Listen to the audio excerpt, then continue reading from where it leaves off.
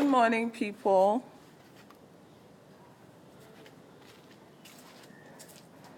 We are telling your followers that you started.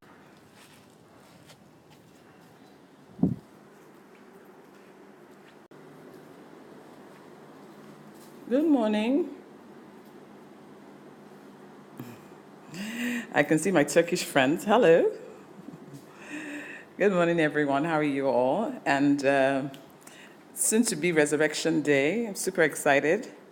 I just wanted to have a quick chat with all of you, my followers, and find out. I mean, some of you are sending me a lot of you are sending me DMs. Good morning. Good morning. Sending me DMs with questions, and sometimes my fingers are tired of answering questions. So I would just like to answer them verbally, as opposed to just giving out my number to everyone. So I would start with a question someone asked me yesterday. Hello, Rachel. Obviously, you're from Navy Secondary School. I can see you're calling me Senior Mewe. Hello. Madam, New York, are you enjoying yourself? Hi, everyone. Good morning. Good morning. Good morning. Good morning. I saw you dancing this morning. Are you still in New York? Madam NHN. How are you? My senior sister, Kwewemi Jones, it's lovely to have you here this morning. Good morning. Good morning. So, throw in your questions. Somebody sent me a cartoon picture designed by her. I'm not sure if I've seen that. I would look again. And thank you, all of you. Thank you, everyone, for your birthday wishes. I was thoroughly thrilled. Hi, Okwe, you're still going to be on my board. Don't worry. Yes, Jumoke, how are you? It's lovely to see you. So throw in your questions. Let me share some of my answers and some of my thoughts on some of those issues. Unfortunately, the internet is not very good, so I'm having to stand up. I don't know how long I can do this for. I'll be quick and so I can quickly sit down. Hey, somebody saw me in her dreams last night. Hey, so you get to see me face to face. Thank God for technology. Okay, so throw in the questions so that I can answer and then I can go and have some rest. I make the effort. How do I manage so many branches? First of all, it's having the vision of wanting my product to be available all over the country. I wanted to share the service that we have to offer as well. And so, first of all, it's from a vision standpoint. The second standpoint is from a process and system standpoint. What I mean by that is, if I always give this scenario for people who've never opened one branch before, if the service that you're having to offer, if you can get your youngest brother, who is a secondary school student, right, to replicate what you do. So the story I always give is, if for any reason you have to rush out of your store, and you have to write a note to your brother to come and hand over to your brother.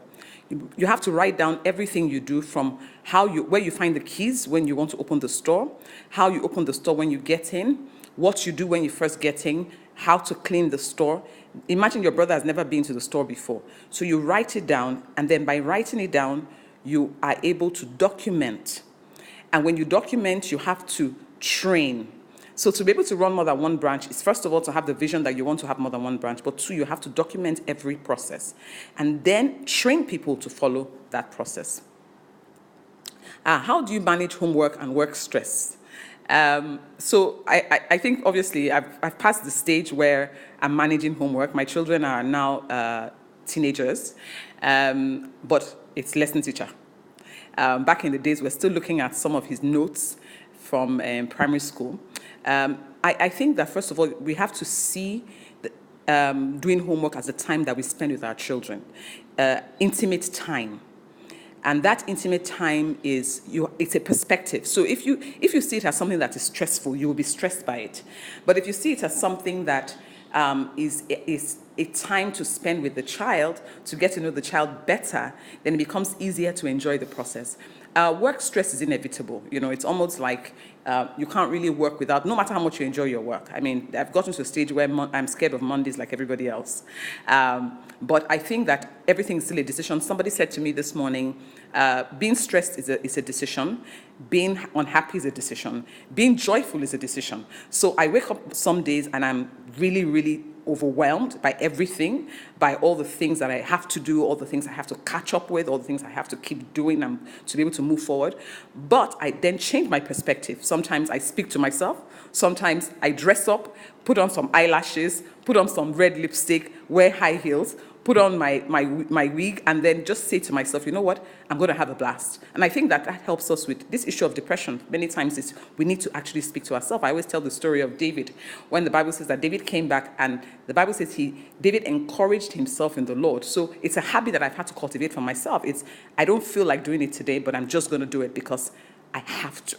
And I think it's about perspective. So work stress is something that we can all manage, but it's about perspective. I want to develop a beauty product, and I don't know where to start, who to talk to, or where to go. I just believe I can do it this year. If you want to start a beauty product, first of all, you have to ask yourself, what's your expertise? Is your expertise in the product in terms of the ingredients, how to make it different and unique? Or is the product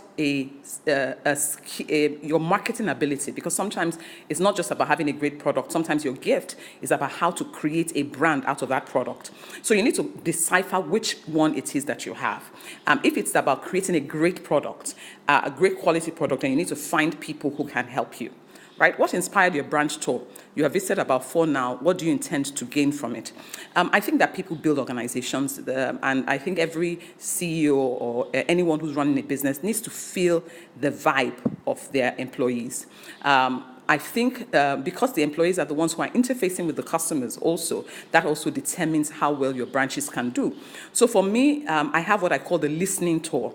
I use the opportunity for my employees to give me feedback on my management style, on my leadership style. I try to create a very open environment because I think that in Nigeria generally, culturally, people are afraid of anyone who's in leadership. And I always give the story about Jonathan's wife and her outfit, and a particular outfit that she wore that was really horrid. But unfortunately, no one in Aso Rock told her that the outfit was bad. And she went ahead that day, going around the place, and it broke the internet, right? And I said the reason why is because no one in Aso Rock would tell her, Mama, this dress is not good. And I think that sometimes culturally, it's not because the person is actually wicked. It's not because the person isn't approachable, but people just feel that because you are the boss or because you are the CEO, I can't talk to you. So I'm trying and always making the effort to encourage people to be open.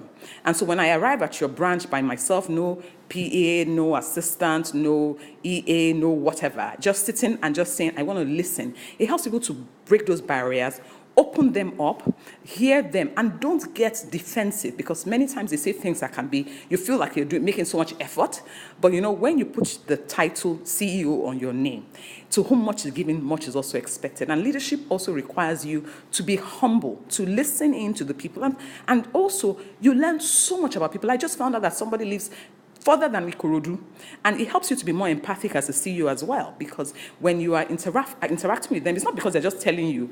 From the conversations, you find out that, they're having this challenge or that challenge, and sometimes, many times, we get carried away with doing business and forgetting that business is really the people.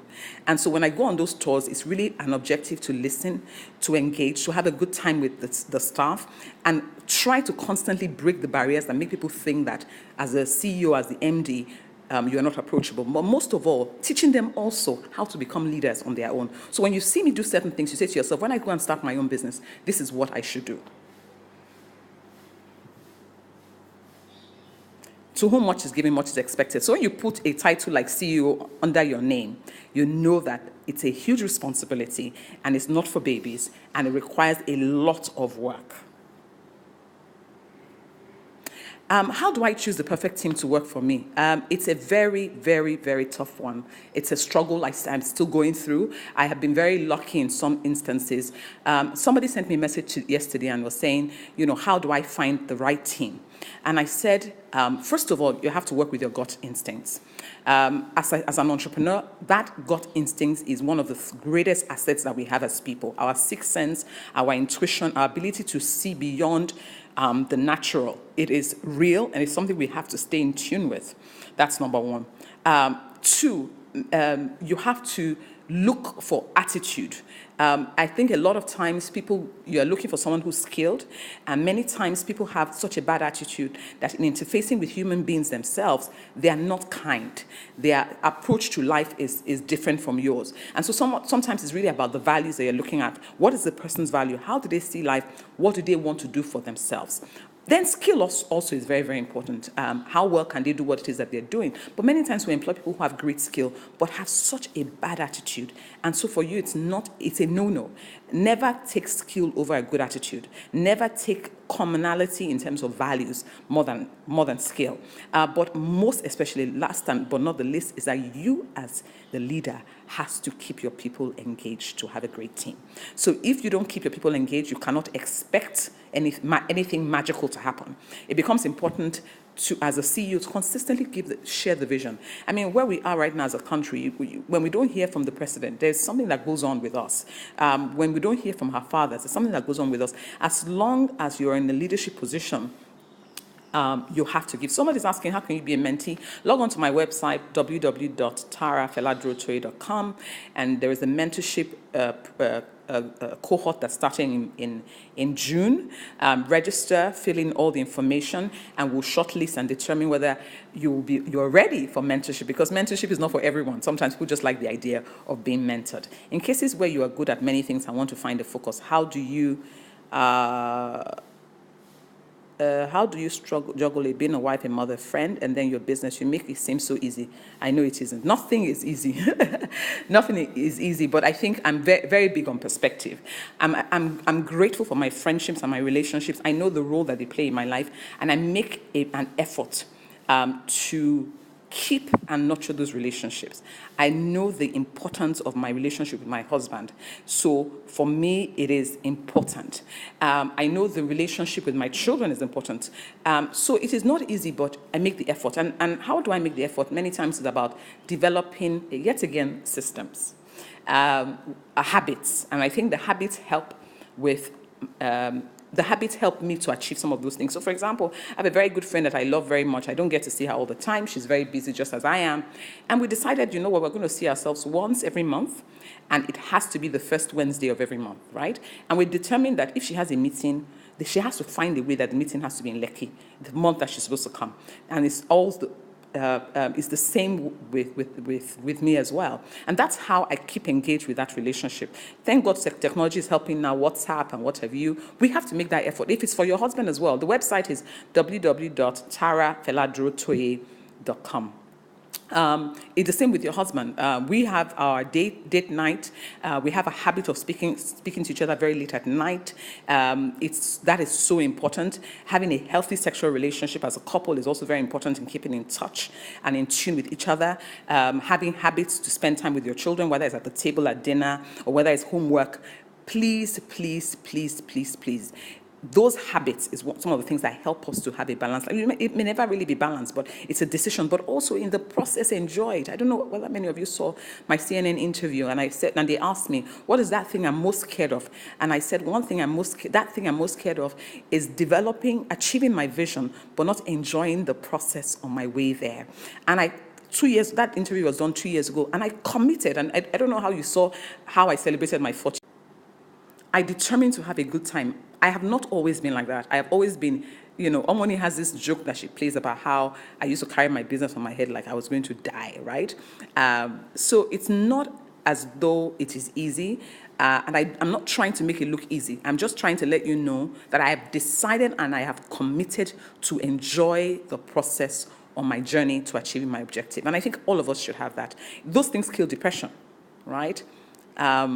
Somebody's asking how you start a luxury line in Nigeria. I would say, first of all, you have to think about packaging. You have to think about what is the area that you want to create the luxury line. Where's that gap in the market where a luxury line is required? First of all, identify that. Identify you as a person, because in Nigeria, a lot of times you have to push your brand personally.